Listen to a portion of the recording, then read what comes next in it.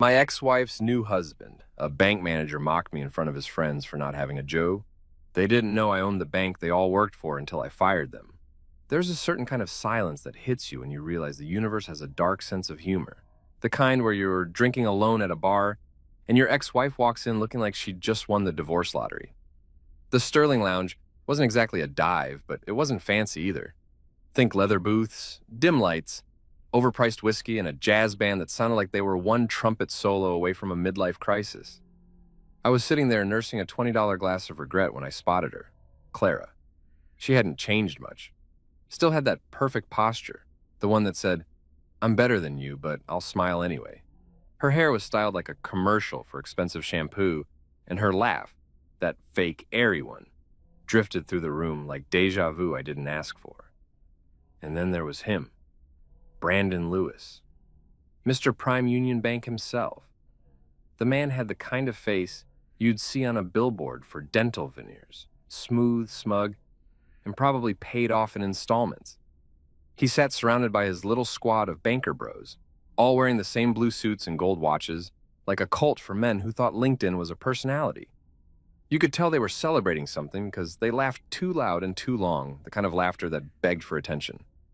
I sipped my whiskey and pretended to scroll through my phone, but I couldn't help eavesdropping. Brandon was bragging. Of course he was. "We closed the deal, boys. Prime Union's reputation is bulletproof now." He raised his glass, like he'd just single-handedly solved world hunger. His buddies cheered. I swear, if ego had calories, that table would have gained 10 pounds. Then his eyes landed on me. It took him a second. That familiar double take people do when they recognize someone they didn't expect to see thriving. He leaned back in his chair, whispered something to his friend Tom, the kind of whisper you can hear even if you can't make out the words, and smirked. He stood, holding his glass high. "A toast," he said, his voice loud enough to turn heads, "to men who actually work for a living." Laughter. Real ugly laughter. The kind that scrapes your nerves. Clara giggled too, awkwardly, but she did. My ex-wife laughing at a joke made at my expense. In public, classy, I just smiled. Not the fake kind, the dangerous kind. The one you wear when you already know the punchline, but you're letting everyone enjoy their moment first. I took another sip, felt the whiskey burn down my throat, and thought, this is going to be fun. Because here's what Brandon didn't know. The same bank he worked for, the one he bragged about like it was his firstborn child, belonged to me. 3 months ago, I'd quietly bought Prime Union Bank through my holding company, Reyes Financial Group. The paperwork was clean, the ownership was sealed, and no one outside my inner circle had a clue. Brandon Lewis was quite literally toasting his own boss. I sat there watching him parade around like a stock photo of success, and all I could think was how poetic life could be. This was the same guy who used to comment on my social media posts with passive-aggressive emojis after the divorce. The same guy who told people I lost my spark while he was busy lighting cigars with overdraft fees. "Hey, buddy," he called out across the bar, pretending to just notice me. "You still freelancing or whatever?" He chuckled, and his friends leaned in like middle schoolers waiting for the teacher to scold someone. I tilted my head. "Something like that," I said. "Pays the bills. You know how it is." "Barely," Tom added, earning himself a round of laughter. I grinned. "You're right, times are tough. Maybe I should open a checking account at your bank, huh? I hear they give out free pens now." Brandon chuckled, thinking he'd won. "We might even get you a teller job," he said. "You got the smile for it. Or janitorial," another banker added. "You know, start from the ground up." Clara's smile faltered. "Brandon?" she whispered, tugging his sleeve. But he waved her off, too drunk on arrogance and ego to notice the storm brewing behind my smirk. I raised my glass toward him. "I appreciate the offer. I'll think about it," I said. Then I looked at the bartender, who'd been pretending not to watch the entire exchange. "Another round, please. On me, for our friends here." Brandon beamed, clearly thinking I was trying to buy his approval. He clinked his glass against mine, and the sound was crisp, sharp enough to cut through the jazz in the background. "That's the spirit," he said. The bartender poured. I paid, tipped well, and left the bar without another word. Behind me, I could hear them laughing again, mocking the poor tech guy with nothing better to do. Outside, the night air was cold and sharp, like it wanted to remind me that revenge tastes better when served chilled. I walked toward my car, a matte black Aston Martin that probably cost more than Brandon's yearly bonus, and slid into the driver's seat. The leather still smelled new, just like the start of something dangerous. As I drove through downtown, city lights reflecting off the hood, I couldn't stop smiling. Not the kind of smile that says I'm okay, but the one that says you have no idea what's coming. Because soon, Brandon Lewis, the self-proclaimed star manager, was about to find out that the man he'd just mocked over whiskey was the one signing his paychecks. It wasn't even about Claire anymore. I'd made peace with that chapter long ago. This was about something else, a poetic balance. Life had handed me a full circle moment, and I wasn't about to waste it. When I got home, I poured myself another drink, the good kind this time, not the overpriced sadness I had at the lounge, and sat by the window overlooking the skyline. The city pulsed with its usual rhythm, ambition, greed, and a hint of desperation. My phone buzzed. A text from my lawyer, James. Board approval finalized. You officially own 72% controlling interest in Prime Union Bank. I chuckled. Perfect timing, I muttered. I typed back, set up a meeting with Patricia Moore. We're going to clean house. James replied instantly. You finally going public with it? Not yet, I wrote. First, I want to see how the rats react when the lights come on. I leaned back, watching the skyline blur through the glass. Somewhere downtown, Brandon was probably raising another glass, bragging about his next big promotion. I hoped he enjoyed it, the last toast of his short-lived kingdom. I finished my drink, smirked at my reflection, and said to no one in particular, to men who actually work for a living. Then I laughed, quietly, slowly, because in the end, the joke wasn't on me. It never was. It was on the man who thought mockery was power and never noticed the hand holding the strings. By the time I turned off the lights and headed to bed, I already had the next move forming in my mind. Something subtle, surgical, and satisfying. But that's a story for another glass of whiskey. Tonight, it was enough to know that the balance sheet of karma had just been updated, and for once, I was the one approving the audit. If you ever want to test the universe's sense of humor, try being ambitious in a town that worships mediocrity. I grew up in Portland, Oregon. Not the hipster coffee capital you see on travel blogs now, but the older version, where rain came free and judgment came faster. My mom worked 2 jobs, day shift at a bakery, night shift cleaning offices. My dad fixed cars, mostly old Hondas held together by duct tape and prayer. And me? I sold refurbished phones out of a backpack during high school because prom dates didn't come cheap, and neither did Wi-Fi. While my classmates were out playing Who's Most Likely to Fail Econ 101, I was watching YouTube tutorials on how to code and flipping used phones on Craigslist for triple profit. I was that weird kid who could jailbreak your iPhone before lunch and sell it back to you with better apps by 5th period. People in my neighborhood thought ambition was contagious and avoided it like the plague. My best friend Tyler once said, "Bro, relax, you're 17. You don't need to be a billionaire yet." Yeah, tell that to the stack of overdue bills on our kitchen table. While everyone else posted selfies with captions like #FridayFeels, I was posting PayPal invoices. My high school guidance counselor told me to be realistic about college. I told her to be realistic about her haircut. She didn't like me much after that. By 19, I'd saved enough to skip college entirely and dive headfirst into building something of my own. I rented a tiny 1-bedroom apartment that smelled like ambition and burnt ramen. The rent was $700 a month. My desk was an overturned milk crate. My Wi-Fi came from the neighbor's unsecured network, Rex the Dog 123.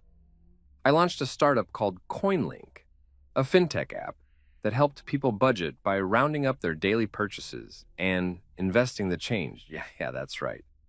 While my friends were buying sneakers, I was building algorithms. My social life was a graveyard. My diet was caffeine and instant noodles, and my sleep schedule was a myth. The first version of CoinLink crashed more than a politician's promises, but I learned fast. I taught myself marketing, coding, and how to fake confidence during investor calls. One time, I gave a pitch so convincing, a venture capitalist wired me $50,000 before realizing I didn't even have an office address yet. When he asked, I said, "We're remote first." cutting edge stuff. He nodded like I'd just invented Zoom. By 25, CoinLink had 300,000 users and a small but loyal cult following. People loved how brutally simple it was. I once got an email from a mom who said, "Your app helped me save for my kids' braces." That was the day I stopped doubting myself and started realizing maybe, just maybe, I was onto something. Then came the acquisition offer, $68 million from a Chicago-based investment firm. I remember sitting on my thrift store couch, staring at the email like it had to be a scam. $68 million. I refreshed the page twice, because you never trust the first read when you've been eating dollar pizza for years. But it was real. I sold. One signature later, I wasn't the broke kid from Portland anymore. I was Elliot Reyes, the 25-year-old tech millionaire with a chip on his shoulder and the IRS on speed dial. You'd think I went wild with the money, right? Nope, no Ferraris, no yachts, no mansion in the hills. I bought my mom a house, paid off my dad's debts, and hired a personal accountant who looked like he hadn't smiled since the Bush administration. The rest I invested, because money's only fun if it multiplies while you sleep. Then came Clara. She was everything I didn't know I needed and everything I should have known, better than to want. I met her at a networking mixer downtown, one of those events where everyone wears name tags and pretends they aren't Googling each other under the table. She was studying business administration, working part-time at a cafe, and somehow still managed to look like she stepped out of a magazine. When she smiled, it hit me, like caffeine straight to the heart. She had that mix of intelligence and danger that made you think, this woman could ruin my life, and I'd still say thank you. We started talking over burnt coffee and sarcastic jokes about capitalism. She said she admired how I'd built something out of nothing. I said she made nothing look like everything. Yeah, I was smooth when I wanted to be. We started dating. Late-night ramen became our ritual. I'd code until midnight, she'd quiz herself for exams, and we'd share stories about how we'd take over the world someday. It felt like a partnership, the kind where two dreamers fuel each other's chaos. By 27, we were married. A small ceremony, backyard lights, laughter, and promises we actually believed at the time. For a while, it was perfect. She was my anchor when success started to feel heavy. She celebrated every milestone, from the first million to the 50th. But success has this weird side effect. It doesn't just change you, it changes how people look at you. I started working longer hours, flying out to meetings, negotiating deals. Clara said she understood, but little by little, I could see the shift. The sighs got heavier, the smiles tighter. She started calling me Mr. Workaholic, like it was a cute nickname, but there was always a sting behind it. I'd come home to dinner already eaten, wine glasses already emptied. I thought it was a phase. It wasn't. One night she said, "Elliot, do you even know what day it is?" I panicked. A Tuesday? It was our anniversary. Yeah, I blew it. She didn't yell, she didn't cry. She just went quiet, the kind of quiet that hits harder than any argument. But, see, that's the thing about people who start from nothing. We don't give up easily. I doubled down, tried being more present. Flowers, trips, dinners that cost as much as rent. But you can't buy emotional equity. Eventually, even the nicest gifts start to feel like guilt receipts. Looking back, it wasn't one big fight that ended us. It was death by 1,000 sighs. Every late meeting, every maybe tomorrow, every I'm just tired. Love turned into logistics. Still, when I think about those early days, I don't regret them. Claire taught me something no business school ever could. Success means nothing if you're clapping alone. But she also taught me something else. Some people only love you when you're still climbing. Once you reach the top, they start to resent the view. After the divorce, people asked if I hated her. I didn't. I hated that I let her opinion become my compass. I spent years building an empire out of scraps, only to hand the keys to someone who measured love in hours spent instead of dreams built. But hey, that's life. Some lessons cost more than tuition. So yeah, the rise of a nobody wasn't just about me going from 0 to 68 million. It was about the weird in between. The part where you realize money can fix everything except the people who make you question why you wanted it in the first place.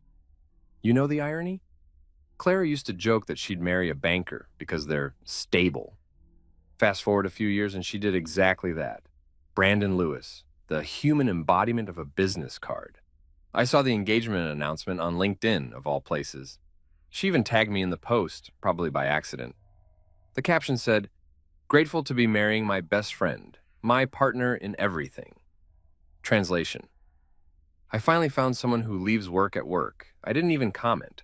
I just scrolled past, opened my investment dashboard, and watched my net worth quietly multiply. That's the beauty of silence. It's wealth in disguise. So yeah, that's how the so-called nobody from Portland became the guy who built an empire and lost a marriage in the same decade. I learned to play chess while everyone else was playing checkers. And while Clara was learning how to smile for Christmas cards with her banker husband, I was buying the board they were playing on. Funny thing, everyone thinks success is loud. Sports cars, fancy suits, champagne toasts. But the real power move? It's subtle. It's when the people who underestimated you realize too late that you're the one writing their paychecks. But that's later.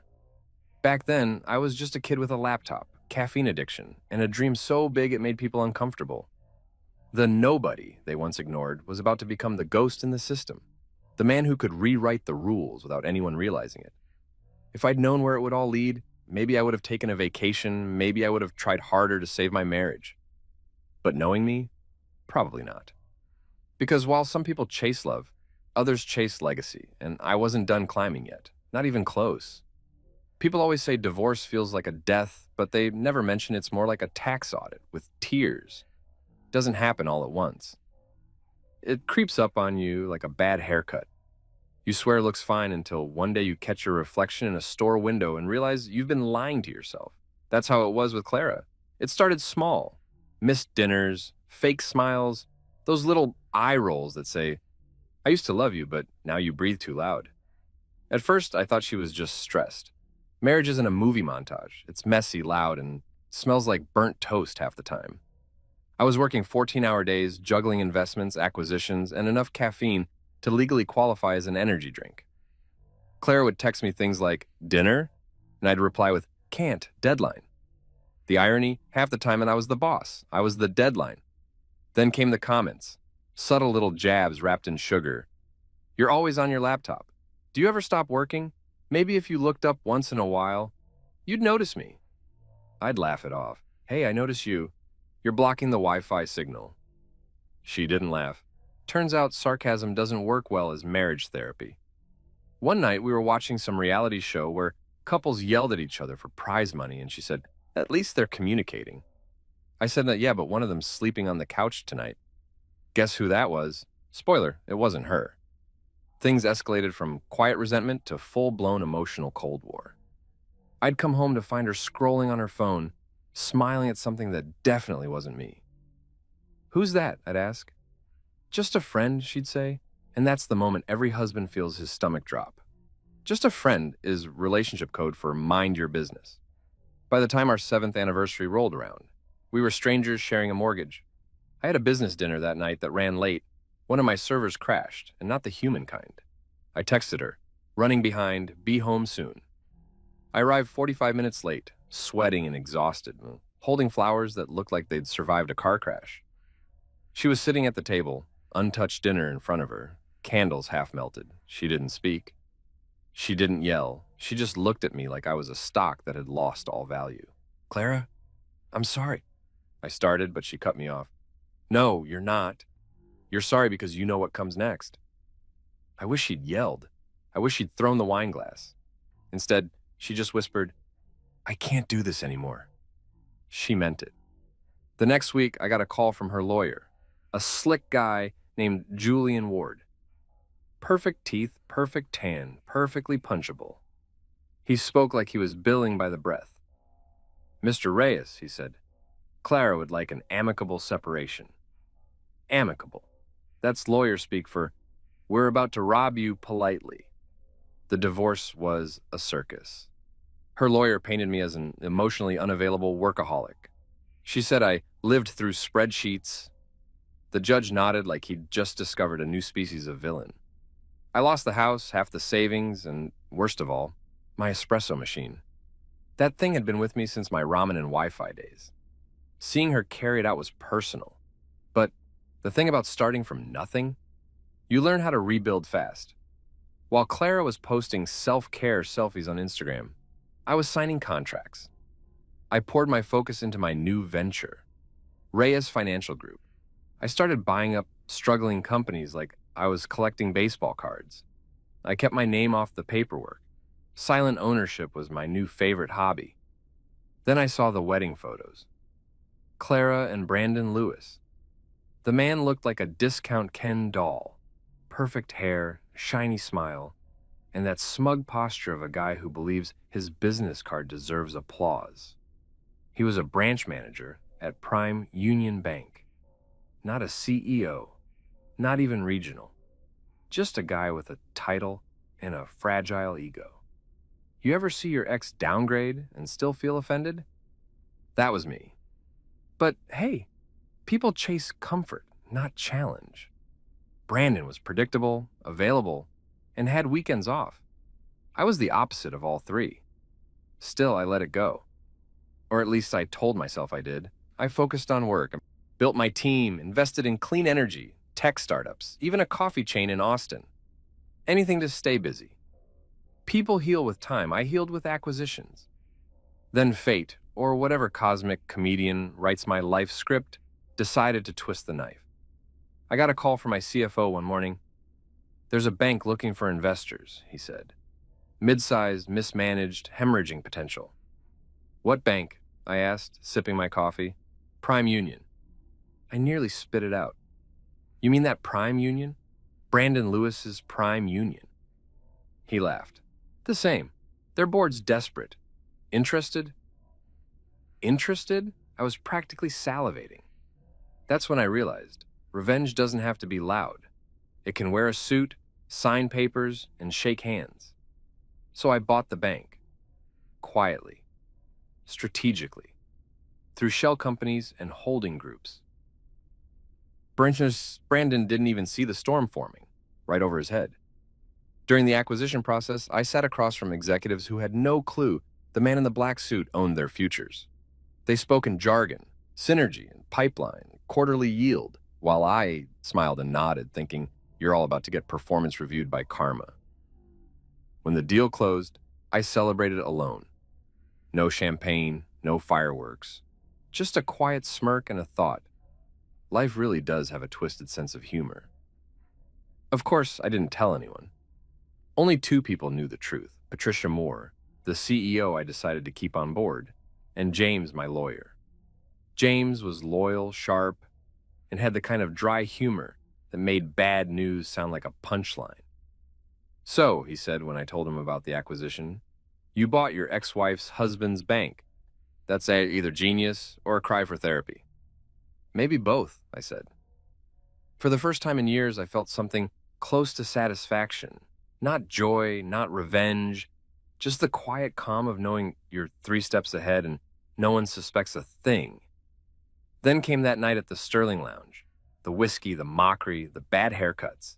Watching Brandon toast to men who actually work for a living while unknowingly toasting me was poetic. I didn't even need to respond. The universe did the talking for me. When I left that bar, I wasn't angry anymore. I was focused. Every insult, every smirk, every laugh, those were investments now. And I intended to collect returns. People think power is about control, but it's not. Power is patience. It's sitting quietly while someone digs their own grave and making sure that the shovel's ergonomic. Clara once told me, "You don't know when to stop." She meant it as criticism. Turns out, it was prophecy. In the weeks after that night, I couldn't stop thinking about the irony. The man who mocked me for being a nobody tech guy now had his mortgage, his career, and his retirement tied to my signature. The man who laughed at me for working late, he'd soon find out I never really clocked out. Looking back, I don't think the divorce broke me. It refined me. Like pressure on coal, Clara taught me to see cracks before they appeared. Brandon taught me patience. Together, they created a version of me that didn't need validation. Just strategy.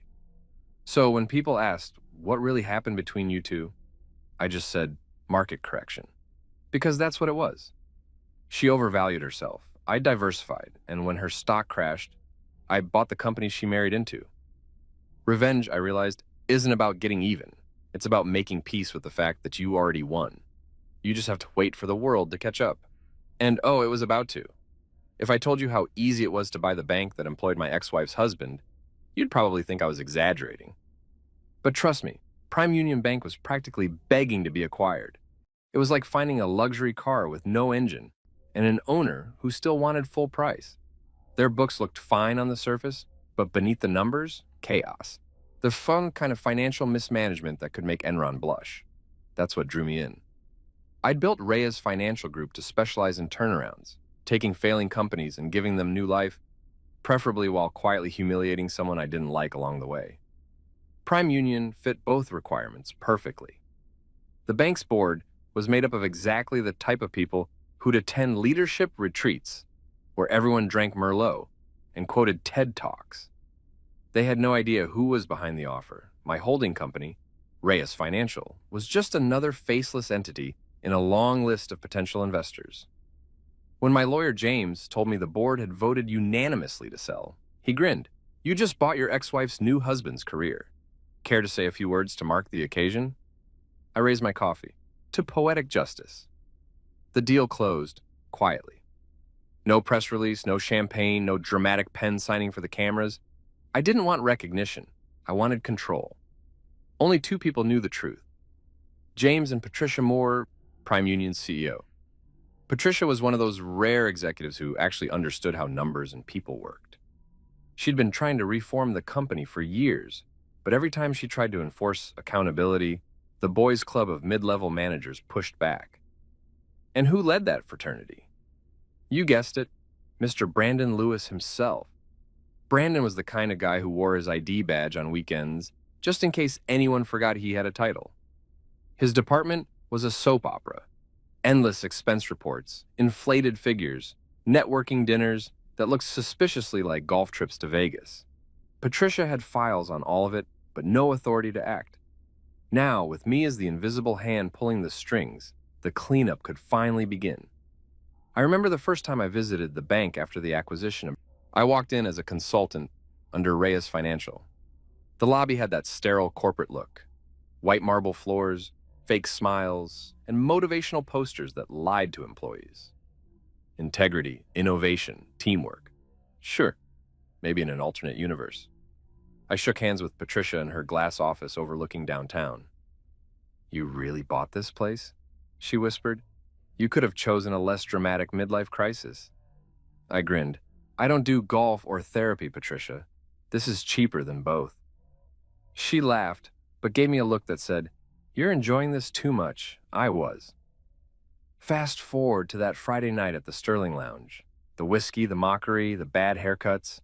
Watching Brandon toast to men who actually work for a living was like watching a man confidently walk into a trap I'd built myself. After that night, I decided it was time to stop being the invisible hand and start tightening the grip. That Monday morning, I called James. "Let's accelerate the audit schedule," I said. He sighed. "You mean the purge?" "Semantics," I replied. We went through internal reports, emails, invoices, expense logs. What we found was comedy gold disguised as corporate incompetence. Brandon had approved loans to personal friends with zero collateral. Tom, the head of loans, claimed reimbursements for client dinners that included $900 wine bottles and hotel stays in Miami. Then there was Eric, their operations manager, who had the gall to charge a weekend at Caesar's Palace to the company under team building. I almost wanted to congratulate them for creativities. "Are you sure you want to expose them all at once?" Patricia asked during a meeting in her office. "Why not?" I shrugged. "It'll save on popcorn." She chuckled, shaking her head. "You've got that look again." "What look?" "The one people get before they flip a chessboard just to prove they can." She wasn't wrong. We set the executive review meeting for the following Thursday. Brandon and his cronies were told it was just a quarterly performance check. They had no clue their careers were about to be publicly incinerated. The morning of the meeting, I walked into the building wearing a tailored Navy suit. My reflection in the elevator doors looked calm, confident, dangerous. I carried my laptop under one arm, the digital sword that would slice through years of corporate nonsense. When the elevator doors opened onto the 17th floor, I stepped into a conference room that smelled like arrogance and overpriced coffee. Brandon was already there, chatting loudly with Tom and Eric. "Heard we've got some big investor joining us today," he said. "Hopefully someone who knows real banking, not another tech guy who thinks apps can replace experience." Patricia met my eyes across the room and fought the urge to smile. I took a seat at the far end of the table, introduced only as a major investor. No one bothered to shake my hand. Brandon glanced at me once, shrugged, and turned back to his PowerPoint presentation like I was an intern. He started talking, voice booming with fake confidence. "Prime Union's trajectory this quarter has been incredible. We're seeing strong leadership and record profits." That's when I raised my hand. "Mind if I take a look at those numbers?" He paused mid-sentence, clearly annoyed. Sure, it's all proprietary, though." "Don't worry," I said. "I'm very familiar with proprietary data." I stood, walked to the front, and connected my laptop to the projector. The screen flickered, and suddenly all their secrets were on display. Real numbers. Declining profits. Employee complaints. Misuse of funds. Brandon's smile faltered. Tom went pale. Eric looked like he was reconsidering his life choices. Patricia leaned back, arms crossed, letting me do what she'd wanted to do for years. Ladies and gentlemen," I began, "this is what happens when leadership confuses confidence with competence. You call this record performance? I call it financial malpractice." Brandon stammered. "Well, who do you think you are?" I smiled. "Oh, that's right. I forgot to introduce myself properly." I closed the laptop, looked around the room, and said, "I'm Elliot Reyes, owner of Reyes Financial Group, the company that owns Prime Union Bank." The silence that followed could have been bottled and sold as a stress reliever. Brandon's jaw dropped. Tom muttered something that sounded like a prayer. Eric actually whispered, "Holy crap." Brandon recovered first, or tried to. "This is a joke," he said, forcing a laugh. "You're bluffing. Check the paperwork," I replied calmly. "Page 3, Section 8. You'll find my name there, right next to the part that says I can terminate executives for cause." Patricia slid the document across the table like a magician revealing her final trick. Brandon picked it up with trembling hands, his face drained of color as he read. I stepped closer. "Effective immediately, you, Tom, and Eric are terminated for unethical practices and falsifying internal reports. Security will escort you out. You'll receive your final paychecks after deductions for your extracurricular activities." Right on cue, 2 security officers appeared at the door. Brandon stood, trying to regain dignity he'd already lost. "This is outrageous," he shouted. I smirked. "What's outrageous is expensing a Vegas trip as team morale development." Tom tried to slip his phone into his pocket. The security guard stopped him. Eric didn't move at all. He just sat there, whispering, "I should have stayed in accounting." As they were escorted out, Brandon turned back, fuming. "You think this is over, Reyes? You think you can humiliate me?" "Oh, Brandon," I said, smiling softly. "You already did that yourself. I'm just cleaning up the mess." When the door shut behind them, the room erupted, not in chaos, but in applause. Employees who'd been silent for years clapped quietly at first, then louder. Patricia looked at me, half amused, half relieved. "Well," she said, "that was dramatic." "Understatement," I replied. That night, I walked out of the building into the crisp evening air, feeling lighter than I had in years. There was no celebration, no press statement, no public announcement. Just a man, his ex-wife's husband's bank, and the satisfying sound of poetic justice finally balancing the books. As I got into my car, I thought about Clara. She was probably at home, blissfully unaware that her new husband had just been fired by her old one. Somewhere deep inside, I felt the faintest pang of sympathy for her. Then I remembered her giggling that night at the Sterling Lounge, watching Brandon make jokes at my expense, and the sympathy evaporated like cheap perfume. I wasn't out for blood, I was out for balance, and for the first time in a long while, everything felt perfectly even. Sleep is supposed to reset your mind, right? Not mine. That night, I tossed and turned like my bed was made of unfinished business. Every insult from that bar replayed in my head.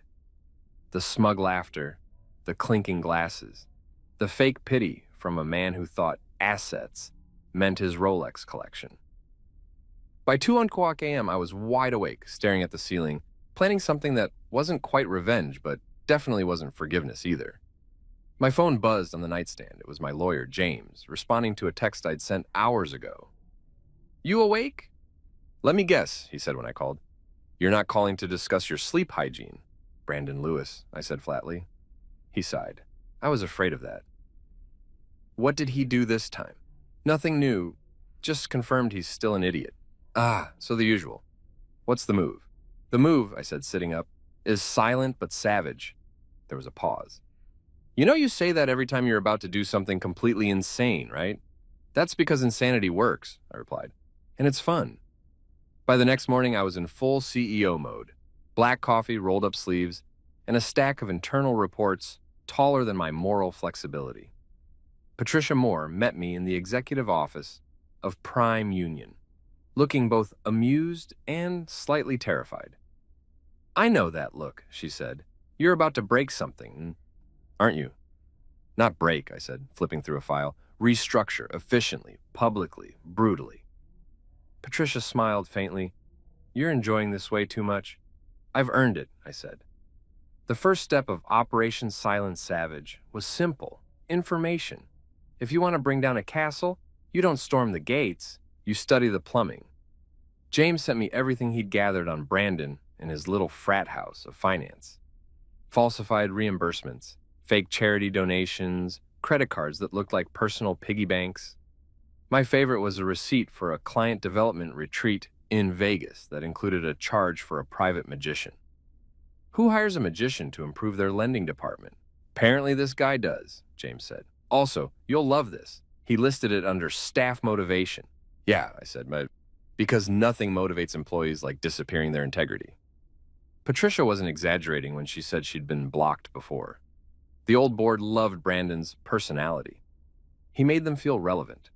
He had that fake leadership charm, firm handshakes, motivational quotes stolen from LinkedIn, and the emotional depth of a puddle. Every time Patricia tried to enforce accountability, the board would say, "Brandon's got heart. He's a people person." Well, now he was about to be a jobless person. I told Patricia to set up an executive performance review for Thursday morning. She nodded slowly, a grin forming. "You really want to do this in front of the entire board?" "Oh, absolutely," I said. "If we're going to clean house, we might as well make it a corporate baptism." The days leading up to that meeting felt electric. My phone buzzed nonstop, investors calling, employees gossiping, and somewhere in between, Claire's name popped up in my inbox. I didn't open it. I didn't need to. I already knew what it said. Something halfway between nostalgia and self-preservation. Instead, I buried myself in prep. James came by my office, leaning against the doorframe like a man bracing for impact. "So," he said, "you're actually going to confront them personally?" "Yes," he shook his head. Most billionaires would just quietly fire people through HR. Most billionaires didn't get laughed at by a room full of people wearing discount cologne, I said. He smirked. "Fair point." "Want me to bring popcorn?" "Bring a mop," I said. "It's going to get messy." The night before the meeting, I drove by the Sterling Lounge again, and it was almost poetic. Same jazz music, same overpriced whiskey, same neon sign flickering like an apology. I parked across the street and watched through the window. Brandon was there again, of course, holding court with his crew like a man who still thought the world ran on charm instead of consequences. He threw his head back, laughing, probably retelling the story of the broke tech guy he'd humiliated. I didn't go in. I didn't need to. I just smiled. Tomorrow, the punchline would be mine. Thursday arrived with the kind of morning energy usually reserved for soap opera finales. The conference room was spotless, too spotless, like it knew drama was coming. I sat beside Patricia at the head of the table, flipping casually through the presentation slides Brandon had prepared. Every chart was exaggerated, every number fluffed. "Creative accounting," Patricia murmured. "Creative," I agreed, "but not clever." When Brandon entered, he looked confident, maybe even cocky. He shook hands with board members, flashing that toothpaste commercial smile. "Morning, team," he said. "I think you're all going to be impressed with what we've accomplished this quarter." Patricia smirked. "I'm sure we will." He launched into his presentation, talking about record profits, strong leadership, employee satisfaction. I swear if corporate jargon were currency, this man would have been a billionaire. I watched him strut in front of the projector, pointer in hand, acting like a motivational speaker with a fragile ego. Then I interrupted. "That's an interesting chart," I said. "Where did you get the data?" Brandon turned, startled but still smug. "Straight from internal analytics," he said. "Compiled by my team." "Oh, the same team that spent company money at Caesar's Palace?" I asked. Laughter rippled nervously through the room. Brandon frowned. "Excuse me?" I stood. "Actually, let me help you out. I brought some updated numbers." The projector flickered and up came a new slide. Real data this time. Declining client satisfaction. Loan fraud. Personal reimbursements. And at the bottom, an image of Brandon's expense report, complete with his signature next to a line item reading, "Magician, Team Development." The room went dead silent. Patricia folded her hands, stone-faced. "I believe Mr. Reyes has something to share," she said. Brandon blinked. "Reyes?"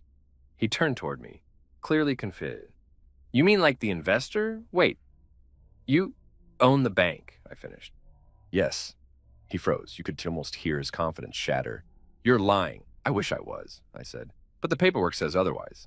Reyes Financial Group acquired Prime Union 3 months ago. And you, Mr. Lewis, have been one of my more entertaining employees." One of the board members coughed to hide a laugh. Brandon stammered. This is insane. You can't just come in here and terminate you?" I asked. "Actually, I can. Effective immediately. For a cause." 2 security officers appeared at the door, silent as ghosts. Brandon's face turned the color of bad coffee. He looked at Patricia for backup, but she just smiled. "I tried to warn you," she said. Tom, the loanhead, tried to stand up, muttering something about misunderstandings, but his face was already on the next slide. Vegas receipts, fake expense claims, and a client dinner with no clients present. Eric followed, his tab labeled Wellness Retreat, Miami. I didn't raise my voice. I didn't have to. The calm in my tone did all the heavy lifting. "You know," I said, "when you're responsible for other people's money, there's this little thing called integrity. You might have heard of it. Usually comes right before unemployment." Brandon slammed his hand on the table. "This isn't over." I tilted my head. "You're right, it's not. You still have to turn in your company laptop." Even Patricia laughed at that one. When the guards escorted them out, the air in the room shifted. For a moment, no one spoke. Then one of the analysts at the end of the table, Linda Ramos, a quiet woman I'd noticed before, started clapping. It spread like wildfire. Within seconds, the entire staff was applauding. Patricia leaned over and whispered, "I think you just became a legend." "I don't want to be a legend," I said. "I want a clean balance sheet." "Same thing," she said, smiling. Later that evening, James called. "So, how'd it go?" "Like a dream," I said. "If the dream involved public executions and HR paperwork." He chuckled. "You know, I almost feel bad for the guy."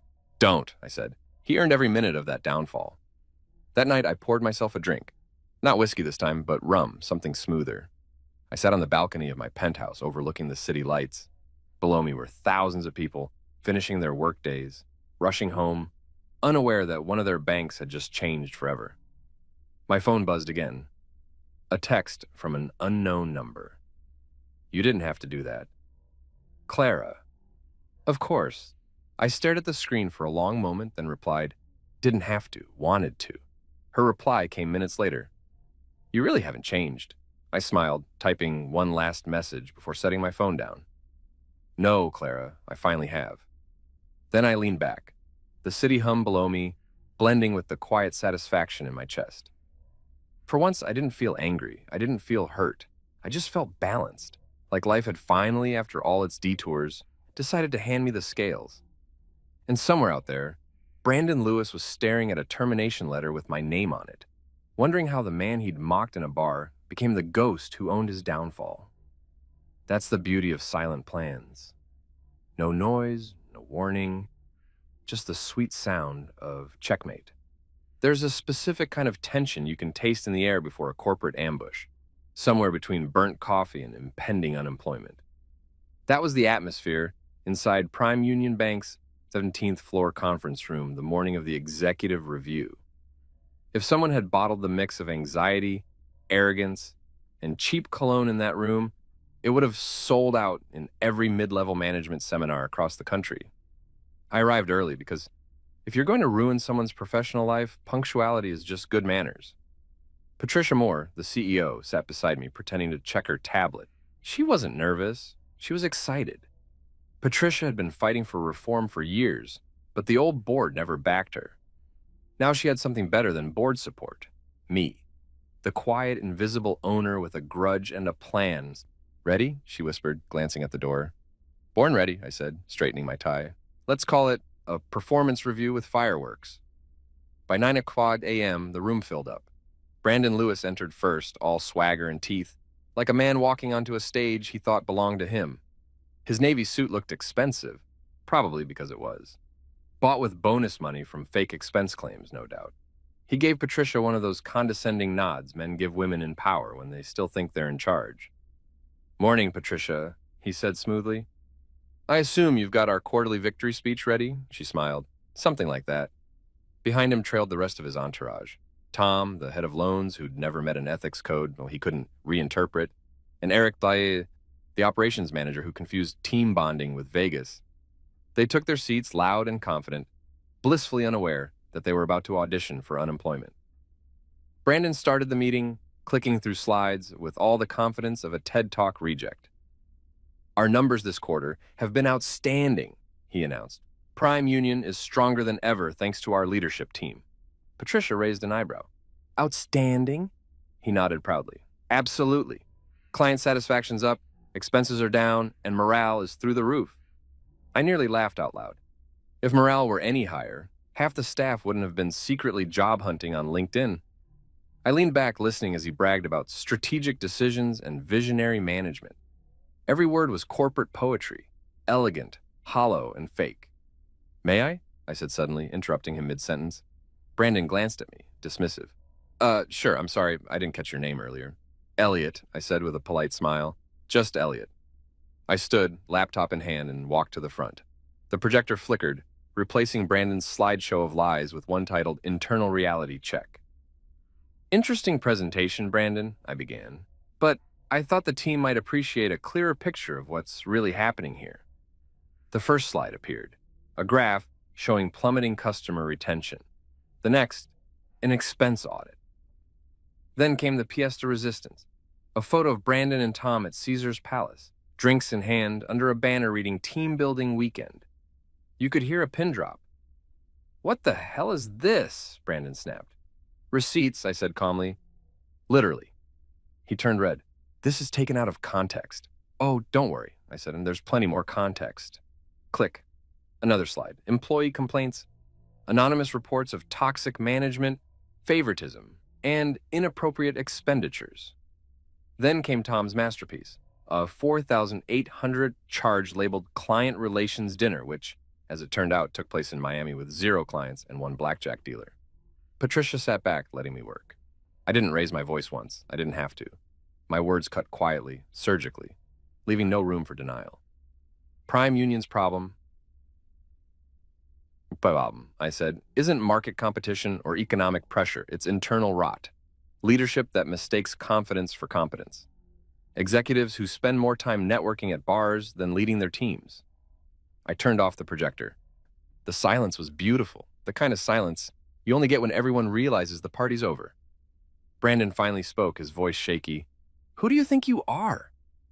I smiled. Funny you should ask, I'm the guy who owns this bank. That hit like a financial nuke. The room collectively froze. Patricia hid a smirk behind her coffee mug. Brandon blinked. You're joking. Nope, I said. Reyes Financial Group. Ring any bells? The holding company that bought Prime Union 3 months ago? That's me. Tom's face drained of color. Eric looked like he wanted to crawl under the table and join customer support. Brandon tried to laugh it off. You mean to tell me you came here? To my meeting just to flex? Oh no. I said, and came to clean house. I opened a folder on the table and began sliding termination letters one by one toward them. Each neatly typed, signed, and dated. Brandon Lewis, termination for misconduct, falsification of financial records, and misuse of company funds. Effective immediately. Tom Richards, same. Eric Lang, same. Brandon slammed his hand down. You can't do this. I can, I said, and I already have. Patricia? Right on cue, the double doors opened. Two security officers stepped in, polite, professional, and ready. Brandon's voice rose. This is outrageous. You think you can humiliate me in front of my team? No, I said calmly. You did that yourself. I'm just adding punctuation. Patricia stood. Gentlemen, you can collect your belongings from HR. Tom muttered something about legal action as security escorted him out. Eric kept his head down. Brandon paused at the door, turning back to me. This isn't over, Reyes. I tilted my head. You're right, it's not. You still have to return your company car. That earned a small chuckle from Patricia. When the door finally closed behind them, she let out a long exhale. You know, she said, I've been waiting years for this day. I smiled, happy to make dreams come true. She laughed. So, what now? We rebuild? From the ground up, I said. No more flash, no more fraud. We turn this place into what it was supposed to be, a real bank, not a social club. Patricia leaned forward. You realize word's going to spread, right? You'll be the talk of the industry by noon. Good, I said. Maybe it'll scare a few more people into doing their jobs. The rest of the day was chaos and slow motion. HR processed termination, IT cut off access, and half the office whispered about what had just gone down. Some cheered, some panicked. Most just looked relieved. For years, Brandon's reign had been one long episode of corporate survivor. And now the island finally had a new host. By 4 p.m., the building felt different, lighter. Patricia walked into my office holding 2 coffees. You really shook the place, she said, handing me one. Good. It needed shaking. She nodded. The employees are already talking. I think they're hopeful. Hope's good, I said. Let's just make sure it's earned. That night when I left the building, I didn't feel the high I expected. No adrenaline rush, no gloating satisfaction. Just quiet relief. Like setting down a heavy box you'd been carrying too long. The streetlights flickered against the glass windows, reflecting my silhouette. A man who'd finally balanced a very personal ledger. On the drive home, my phone buzzed with messages. Some from Patricia, some from investors, and one from an unknown number. I shouldn't have needed to check the area code to know who it was. I heard what happened. Clara. I stared at the message, debating. Finally, I typed back. Then you know the truth. Her reply came fast. I didn't know he was like that. I'm sorry. I almost laughed. Not out of humor, out of exhaustion. People like Clara never see the rot until it ruins the furniture. I considered replying with something sharp. You sure you're sorry about him or about the lifestyle that came with him? But I didn't. I deleted the draft and put my phone away. Silence can be louder than words. When I pulled into my driveway, the night was still. My house, my home finally free of ghosts from the past, stood like a fortress of calm. I poured myself a drink, sat on the couch, and thought about how poetic it all was. A man once mocked me for being a nobody. Now his name was on a termination notice with my signature. Karma didn't always need to shout. Sometimes it just needed a conference room and a well-timed PowerPoint. By midnight, I was finally ready to sleep, really sleep, for the first time in months. I didn't dream about revenge or success or Clara. I dreamed about peace. And when I woke up the next morning, that peace still lingered, soft and quiet, like background music to a life finally back in tune. There's no sound quite like corporate gossip moving through a building. It's not talking, not quite whispering, but something in between, a hum, like bees that suddenly realized they're free. The morning after the firings, that hum was everywhere. You could feel it in the elevators, in the break room, even in the way people typed. Faster, freer, lighter. Prime Union Bank didn't just breathe again. It exhaled 3 years of tension. And every single exhale sounded a lot like, finally. I showed up late that day. Not because I wanted to, but because I could. Walking through the lobby was surreal. The same employees who used to avoid eye contact with executives now nodded and smiled. One security guard, the same guy who'd escorted Brandon out the day before, gave me a subtle salute. Good morning, Mr. Reyes, he said. Hell of a day yesterday, I grinned. Let's hope today's quieter. Upstairs, Patricia was already in action. She had her sleeves rolled up, her coffee black, and a look that screamed efficiency. "You're trending," she said the moment I walked into her office. "Trending?" She spun her laptop toward me. Someone had leaked a clip from the meeting, the moment I introduced myself as the owner. It had gone viral on LinkedIn of all places.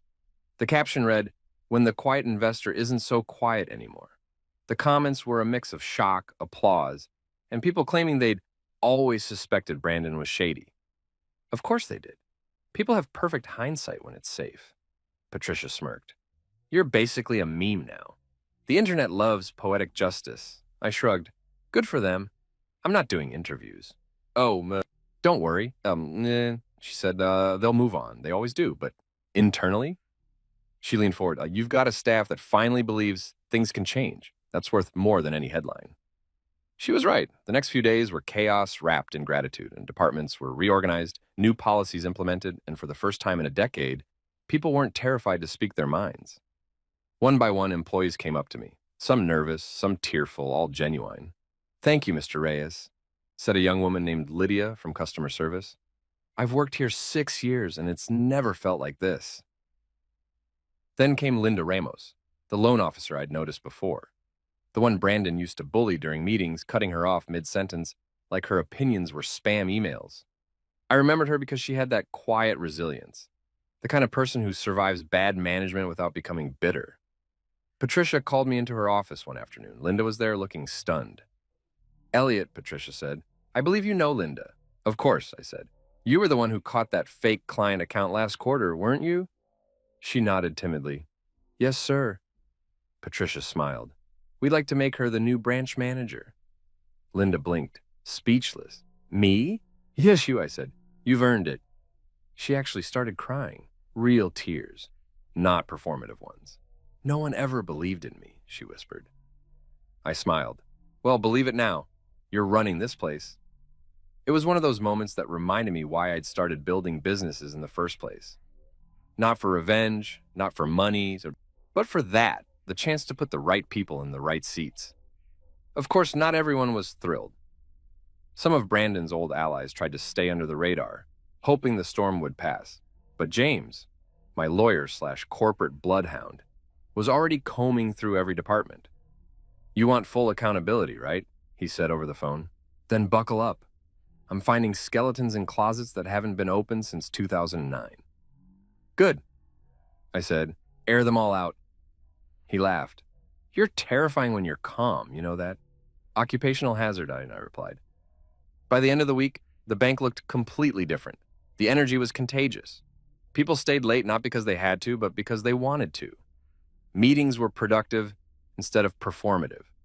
For once, Prime Union actually lived up to its slogan: integrity, trust, accountability. 3 words Brandon probably thought were just for the commercials. Then, out of nowhere, Claire texted me. The notification popped up while I was reviewing reports. "I heard what happened."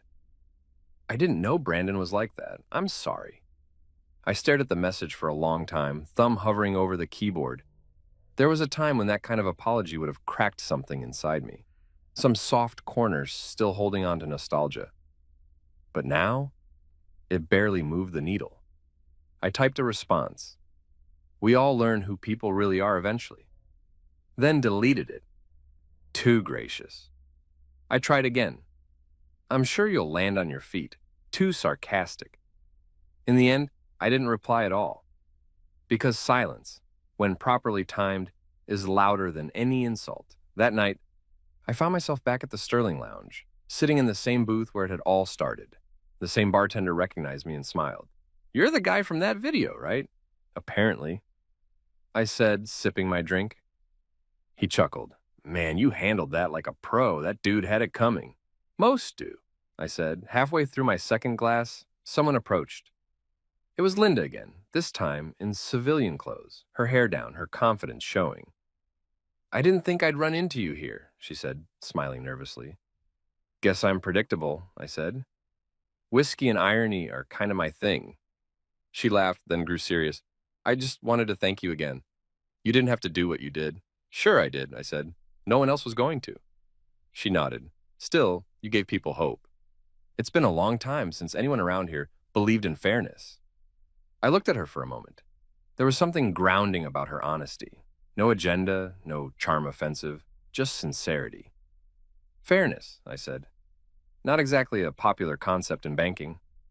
Maybe that's why we need it, she replied. We talked for an hour.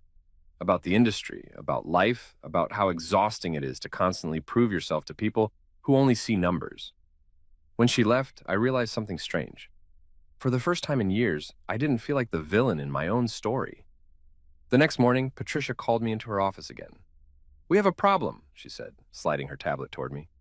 It was a news headline. Disgraced banker. Brandon Lewis files for unemployment, claims wrongful termination. I groaned. Of course he does. James called not 5 minutes later.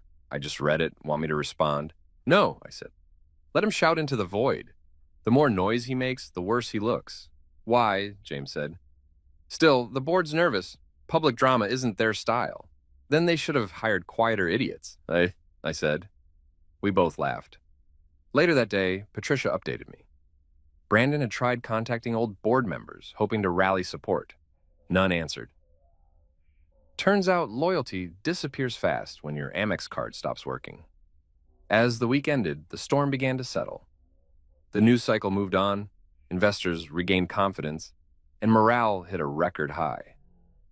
I walked through the building on Friday evening, past the desks of people who were smiling again. It was strange. These weren't just employees anymore. They were believers. Linda caught me near the elevators. We're all going out tonight, she said. Drinks at the Sterling. You should join. I smirked. Tempting, but I think I've hit my monthly irony quota. She laughed. Your loss. As the doors closed, I caught a glimpse of my reflection. Same face, same eyes, but something different in the expression. Lighter. Maybe that's what peace looks like when you finally earn it. That night I got home, made myself a drink, and sat by the window overlooking the city. The lights below flickered like 1,000 tiny possibilities. I thought about Clara again, not out of pain, but curiosity. How strange it was that people could share years of life, then drift into different orbits, only colliding again when fate felt dramatic. My phone buzzed once more. Another message, from an unknown number this time. Brandon's been drinking. He keeps talking about you. Probably one of his old buddies. I put the phone down. Not my problem anymore. I'd spent too long living in the past. The future was finally interesting again. I raised my glass toward the skyline and whispered, to quiet victories. Because that's what this was. Not revenge, not payback. Just a quiet victory. A course correction in a universe that sometimes forgets to balance its own books. And this time I was the accountant. If there's one universal truth about people who get caught, it's that they all think there's still a comeback tour waiting for them. Brandon Lewis was no exception. Within 72 hours of being escorted out of Prime Union Bank, the man had gone from denial to desperation to full-blown delusion. And somehow I was his favorite audience. James, my lawyer, called first thing Monday morning. You're gonna love this, he said, his voice carrying that mix of the irritation and amusement that only corporate drama can cause. Your buddy Brandon called my office. Said he wants to speak to you directly. Something about a misunderstanding. I snorted. Yeah, misunderstanding as in, I misunderstood the part where embezzling was illegal. What did you tell him? That you'd think about it, James replied smoothly. Good man, I said, which I won't. He chuckled. Oh, I know. But watching him squirm while waiting for an answer? Priceless. When I got to the bank, Patricia met me in the hallway, holding a latte like it was an Olympic torch of caffeine and sarcasm. Guess who called HR this morning? She asked. I raised a brow. Brandon? Bingo. Apparently, he thinks he can smooth things over if he talks to the right people. He even offered to take a pay cut. I laughed. He can keep cutting until it hits 0. I already helped him out with that part. Patricia smirked. You're enjoying this? Immensely, I said, but not for the reasons you think. Because honestly, this wasn't about revenge anymore. It had morphed into something more satisfying. Accountability. Watching karma punch the time clock for overtime. The day rolled on like any other, except for the fact that every other email in my inbox contained a headline about Prime Union's leadership shakeup. Some financial blogs were calling it the corporate purge. One even used a photo of me in the article. They'd caught me mid-blink, making me look like I was plotting world domination, not entirely inaccurate. By noon, I was sitting in the boardroom with Patricia and a few department heads reviewing quarterly projections. The new management was already working miracles. Linda Ramos, our freshly promoted branch manager, was killing it. Loan approvals were up. Customer satisfaction had skyrocketed. The toxic culture Brandon had built was evaporating faster than his LinkedIn endorsements. Patricia flipped through the reports, smiling. "You know," she said, "you might have done in 1 week what I couldn't in 5 years." "Don't give me too much credit," I said.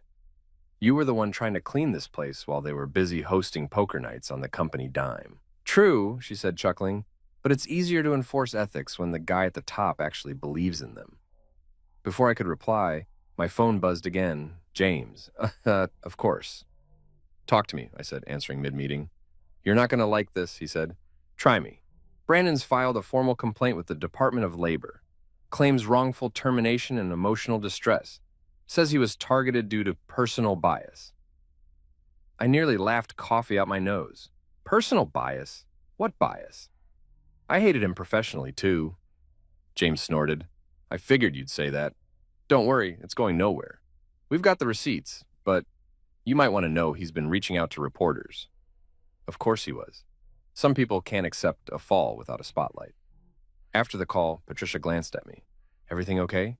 "Just Brandon trying to redefine damage control."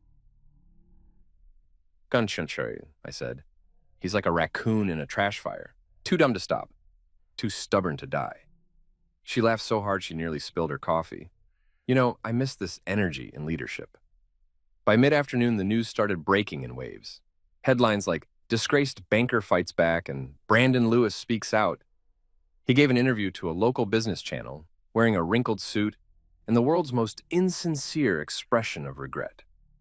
"I was blindsided," he said to the camera. "After years of service, they replaced loyalty with humiliation. This wasn't about ethics. This was personal." I turned down the volume and watched his face without sound. It was almost artistic. The subtle twitch in his jaw, the desperate glint in his eyes. The man wasn't apologizing. He was auditioning. Patricia walked in halfway through. "He's really doing the poor me routine?" "Yep," such. "He's one sad violin away from an Oscar." "He's not even good at it," she said, shaking her head. "He's crying about loyalty when he literally billed a magician to the company." That made me laugh. To be fair, he probably thought the magician could make the evidence disappear. By the next morning, the public was already over it. The internet's attention span is shorter than Brandon's temper. The article stopped trending, and the focus shifted to the bank's new direction. Our PR team handled it masterfully, emphasizing transparency, employee empowerment, and community rebuilding. We even announced a scholarship fund for underprivileged students pursuing finance degrees. The same day that news hit, Prime Union's stock price jumped 12%. Brandon's little media stunt, forgotten. The only thing he'd successfully accomplished was getting his face memed into oblivion. My favorite one had his quote, "This was personal," pasted over a photo of me smiling at a press conference with the caption, "It's only personal if you get caught." A week later, James called again. "So, Brandon dropped the complaint." "Already?" I asked. "Yeah, probably realized he'd need to explain the receipts you leaked. Sorry, I mean the ones that mysteriously found their way to the press." I feigned innocence. "Leaks happen, public interest and all that." James chuckled. "Right, and I suppose the public just happened to find his expense report interesting." "It's not my fault people appreciate transparency," he sighed. "You're enjoying this too much." "Correction," I said. "I'm enjoying the symmetry." After the dust settled, the real work began. Patricia and I spent weeks restructuring the organization. We implemented employee profit sharing, revamped HR policies, and established an anonymous reporting line for ethical concerns. You know, the kind of stuff every corporate website claims to value but rarely enforces. And people noticed. The mood was different now. Staff lunches turned into brainstorming sessions. Managers actually listened. It was the kind of workplace I wished existed when I was building my first startup. Driven, fair, and human. One afternoon, Linda stopped by my office. She looked nervous but determined. Mr. Reyes, I just wanted to say thank you again. You changed everything here. I smiled. I didn't change anything. I just cleared the path. You all did the work. She hesitated, then said quietly, Still, it's nice to finally work somewhere that doesn't make you dread Mondays. When she left, I sat there staring at the view from my office window. The skyline shimmered in the distance, and for once I felt something I hadn't in years, calm. Not the artificial calm of success or victory, but the real kind. The kind that comes when you know you've done something right, even if it started from something wrong. That evening, as I walked out of the building, my phone buzzed again. A text from an unfamiliar number. You ruined me. No name, but I didn't need one. I typed back, You did that yourself. Then I deleted the thread. Because closure doesn't always need to be poetic. Sometimes it's just a clean inbox. From there, Prime Union thrived. Investors came back. Clients returned. Even the media started calling us a model of corporate redemption. I hated the phrasing. It sounded like we'd joined a reality show for repentant CEOs, but I couldn't deny the progress. One Friday evening, I found myself back at the Sterling Lounge. Not out of nostalgia this time, but curiosity. The same bartender spotted me and grinned. Back again, huh? Guess I like full circles, I said. He poured my usual and nodded toward the TV above the bar. Hey, that's your bank, right? They're talking about you guys again. I looked up. The headline read, Prime Union Bank, from scandal to success story. I raised my glass to the screen. To recovery, I muttered. As the whiskey burned its way down, I thought about everything that had led to that moment. The humiliation, the anger, the late-night plotting. Funny how something that started with spite ended in stability. By the time I left, the streets were quiet. The city lights reflected off the wet pavement, blurring into streaks of gold and blue. I stopped for a moment, hands in my pockets, and took it all in. The irony, the peace, the strange sense of justice. Because in the end, I didn't need to ruin Brandon Lewis. I just needed to remove him from my orbit and let the universe do what it does best. Balance itself. And damn, it did it beautifully. They say you never really see your past coming until it's standing in front of you, holding a to-go cup and pretending everything's fine. For me, that moment arrived on a rainy Wednesday morning at a downtown cafe. I was there for caffeine and quiet. Instead, I got Clara. She looked like nostalgia wrapped in bad timing. Same sleek hair, same I read self-help books now smile. Only difference was the exhaustion in her eyes, the kind that comes from loving someone who spends more time blaming the universe than paying the bills. She spotted me before I could duck behind the pastry case. Elliot? Great, no escape. Clara, I said, forcing a polite grin. Wow, long time. 3 years, she said instantly, like she'd been keeping score. Mind if I sit? I gestured to the chair across from me. It's a free country, well, except for bank fraud. She winced. You saw the news. Hard to miss when your ex-wife's husband becomes a public service announcement for ethics. She sighed. He wasn't all bad, you know. I took a slow sip of coffee. Sure, serial killers probably tip well, too. That earned me a glare. For a moment, she looked like the old Clara, the one who used to debate me into corners and then kiss me there. But this time she didn't fight. She looked tired. You always use humor when you're hurt. Only when it's free entertainment, I said. So, how's Brandon handling unemployment? Her jaw tightened. You don't have to enjoy this. I'm not, I said honestly. Enjoyment requires effort. I'm just observing the natural consequences of bad math. She stirred her latte in silence, the spoon clinking softly. He started drinking, she finally said. A lot. He blames everyone but himself. The media? Patricia, you... Of course he does, I said. Accountability's not his love language. She gave a small, humorless laugh. I guess I deserve that. I leaned back. You don't deserve him, but you picked him, so that's on you. That landed. She stared at me, and for the first time since she walked in, I saw regret. Not the shallow kind people post online, but the deep, quiet kind that sits heavy behind the eyes. You were right, she said softly. About everything, about people like him, about me. That caught me off guard. About you? She nodded. You said once that I liked comfort more than challenge. I hated hearing that. But you were right. I wanted stability so badly, I mistook routine for love. I didn't know what to say. For years, I'd imagined this conversation, her realizing, apologizing, maybe even crying. But now that it was happening, it didn't feel like victory. It just felt done.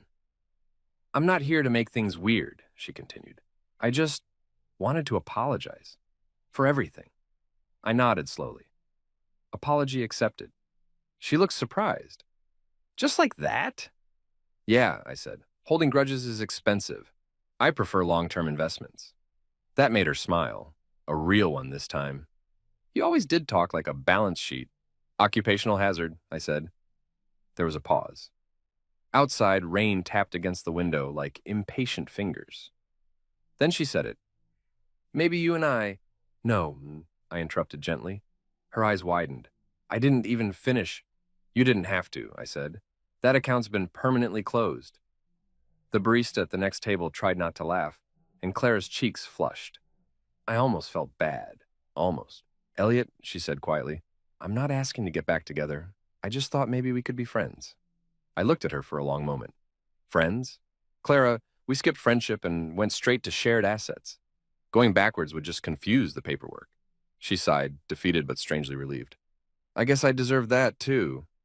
I shrugged. Maybe, but look, I don't hate you. I never did. You just stopped being my peace, and I stopped pretending that was okay. She nodded, eyes glistening. You've changed. Not really, I said. I just stopped apologizing for being ambitious. We sat in silence for another minute, listening to the rain. She finally stood, adjusting her coat. For what it's worth, I'm glad you're doing well. I am too, I said. As she turned to leave, I called after her. Clara? She paused. Next time you choose someone, make sure they don't need you to shrink so they can feel tall. She gave a small, sad smile. Goodbye, Elliot. And that was it. No tears, no movie-style closure. Just two people who had finally run out of versions of each other. I sat there for a while after she left, watching the rain slide down the glass. The barista brought me a refill and whispered, Dude, that was savage. I chuckled. Nah, that was mercy. Later that day, I stopped by Prime Union. The place was buzzing with energy. Employees who used to avoid eye contact now greeted me like I was a coworker instead of a corporate overlord. Patricia waved me into her office, grinning. You look lighter, she said. I just deleted 5 years of emotional debt, I said. Feels nice. She laughed. Good, because we've got bigger things to focus on. The new mentorship program, Linda's running it. She's phenomenal. I nodded. She's earned it. Give her everything she needs. Patricia smirked. You really trust her? I trust competence, I said, and she's got it. We spent the next hour reviewing expansion plans. For the first time in a long time, work didn't feel like escape. It felt like purpose. Maybe that was the real revenge. Not proving people wrong, but proving yourself right. Around 6, I left the office and walked through downtown, umbrella in hand, feeling strangely peaceful. The storm had passed, literally and metaphorically. I stopped at a crosswalk and caught my reflection in a store window. The guy staring back didn't look angry anymore. He looked free. My phone buzzed, a text from James. Just got a call from Brandon's lawyer. He wants to settle privately. I laughed out loud in the rain. Tell him I already settled publicly. Then I put my phone away and kept walking. A week later, I got a letter, an actual handwritten letter, which was rare enough to make me curious. It was from Clara. Inside was a short note. Elliot, thank you for hearing me out. You were right. I chased safety and called it love. I hope you find someone who sees your ambition as passion, not distance. Take care, Clara. I folded it carefully and tucked it into my desk drawer. Not because it meant anything, but because it didn't. It was a relic now, proof that closure doesn't always come with fireworks. Sometimes it's just a few quiet words that no longer sting. The following Friday, Prime Union hosted a staff appreciation event. Nothing fancy, just pizza, music, and laughter in the atrium. Linda got up to give a short speech about teamwork and trust. Watching her speak, confident and unshakable, I felt proud in a way I hadn't since my first startup. Afterwards, she found me near the back. You know, she said, I think you've done more for this place than you realize. I smiled. Maybe, but it's people like you who make it work. She hesitated. You ever think about what's next after this? I looked around the room at the laughter, the energy, the lightness. Maybe not everything needs a next. Maybe some things just need time to be good. She smiled. That's rare coming from you. Don't tell anyone, I said. Ruins my reputation. We laughed, and for the first time in years, I didn't feel the urge to prove anything to Clara, to Brandon, to the world. The storm was over. The damage had been repaired. And somewhere in that quiet balance between past and future, I found peace. As I left the building that night, on city lights reflecting off wet pavement, I thought about how far I'd come from that kid in Portland who sold refurbished phones to pay bills. Life had a strange way of circling back, testing you with the same people, same lessons, until you finally passed the exam. Claire's chapter was closed. Brandon's story had ended itself. And me, I was just getting started on the sequel, the one without ghosts. 6 months later, Prime Union Bank wasn't just functioning. It was thriving, like a phoenix that had eaten its competition and asked for dessert. The press couldn't get enough of it. From scandal to standard, one headline read. The redemption of Prime Union, said another. I preferred the part where I finally relax, but no one ever asked the guy who did the heavy lifting. The numbers were stunning. Profits were up 60%. Customer trust was through the roof, and for the first time in years, the company's slogan, integrity, trust, accountability, wasn't a lie. Patricia had turned into the kind of leader employees actually wanted to follow, not just tolerate. Linda, the new branch manager, was already a rising star, giving interviews about ethical transformation in modern banking. I sat in my office, reading one of those articles, and couldn't help but smile. It was ironic. Brandon once toasted to men who actually work for a living. Turns out, he'd been cheering for me the whole time. I was going through quarterly reports one afternoon when Patricia popped her head into my office. You've got a visitor, she said, smirking. Tell them to email me like a civilized person.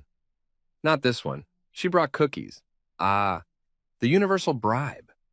Tessa walked in, holding a small white box and a grin that could have been copyrighted. She was one of our senior accountants, a recent hire with a wicked sense of humor and a zero-tolerance policy for nonsense. She set the box down on my desk. These are homemade, she said. Don't worry, they're not poisoned. Unless you're gluten-free, in which case, Godspeed. I laughed. Thanks, Tessa. I needed the sugar rush. These reports are trying to kill me. She sat across from me, folding her hands. So, you're the guy who bought his ex-wife's husband's bank, huh? I raised an eyebrow. Word travels fast. Please, she said. It's corporate folklore now. I heard you didn't even flinch when you fired him. I had practice, I said. Marriage is good training for that. She snorted. You know, most people would have rubbed it in her face, the ex, I mean. Tempting, I admitted, but silence is cheaper and lasts longer. Tessa smiled. Fair point. So what made you buy a bank anyway? Revenge or profit? Both, I said honestly. At first it was revenge, but now it's profit with purpose. She nodded thoughtfully. That's a dangerous combination. I know, I said. That's what makes it fun. We ended up talking for over an hour about business, life, and how both are just long games disguised as short ones. She was sharp, funny, and had this calm confidence that reminded me of myself before life started throwing curveballs. When she left, she said, Next time, I'm bringing coffee. You look like a man who overthinks spreadsheets. She wasn't wrong. As the months went by, the chaos faded into routine, except this time, it was the good kind. The kind where things work, people thrive, and I didn't have to constantly put out fires lit by idiots. Every morning, I'd come into the office to laughter instead of forced politeness. Linda's mentorship program was already expanding to new branches, and Patricia had started holding lunch with leadership sessions that didn't make employees want to fake food poisoning. It was strange. After years of fighting, fixing, and proving, I was finally content.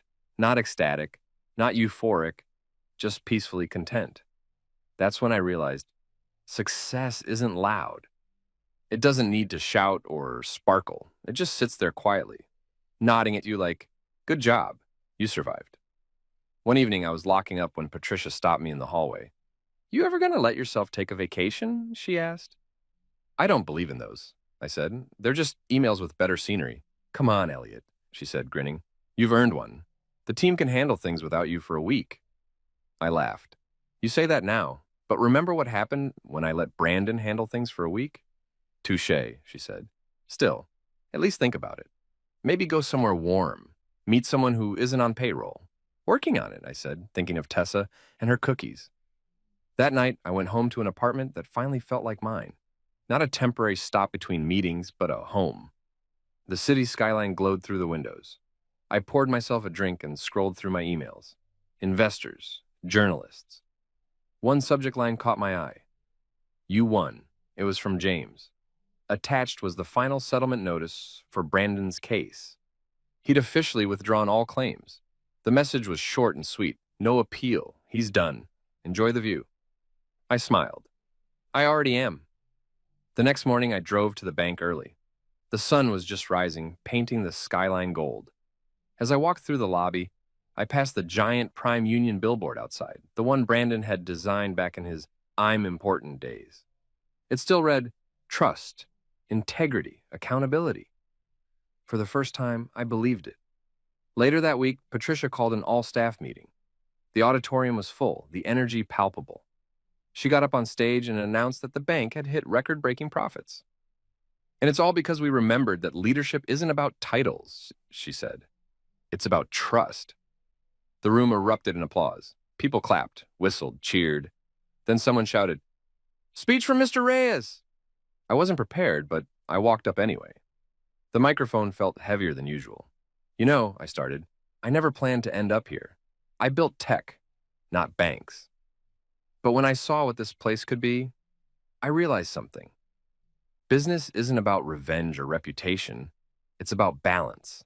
The kind you can't put in a spreadsheet, the kind you earn by doing right by people. I looked out at them, faces smiling, hopeful, alive. You don't get second chances often in life, I continued. So when you do, make it count. And if someone ever tells you you're not enough, remember, you don't have to be loud to win. You just have to be right. The applause that followed was thunderous. Even Patricia wiped a tear discreetly. After the meeting, Linda found me backstage. You know, you're actually good at this leader thing, she said. Don't tell anyone, I said. I have a reputation as a cynic to maintain.